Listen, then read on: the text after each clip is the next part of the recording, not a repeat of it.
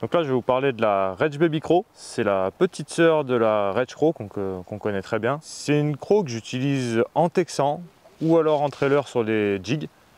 Mais là, principalement, je vais l'utiliser en texan dans des conditions qui vont être plutôt dures. Les poissons très tatillons, très méfiants. Je vais plutôt l'utiliser justement pour descendre en taille et affiner un peu mes montages.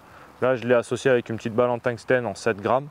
Au niveau du combo, bon, ça reste toujours ma canne, la Magnum Jig là, en Custom Light de chez Luz, avec le moulinet, le Pro SP, pour avoir une récupération rapide et faire multiplier mes lancers dans chaque petite trouée.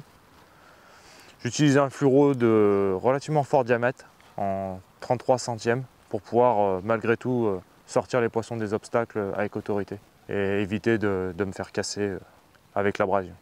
Malheureusement, du moment qu'on est sur une petite taille, on ne pourra malheureusement pas sélectionner. Après, à la touche, on arrive par moment à sentir que c'est vraiment des petits poissons.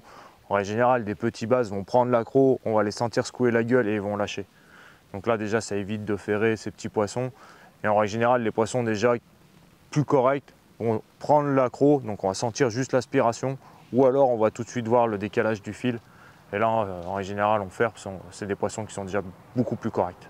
Toute technique de pêche au bass, faut quand même rester attentif à sa ligne, parce que certaines touches peuvent intervenir juste à la descente et sans choc, juste avec un déplacement de la ligne.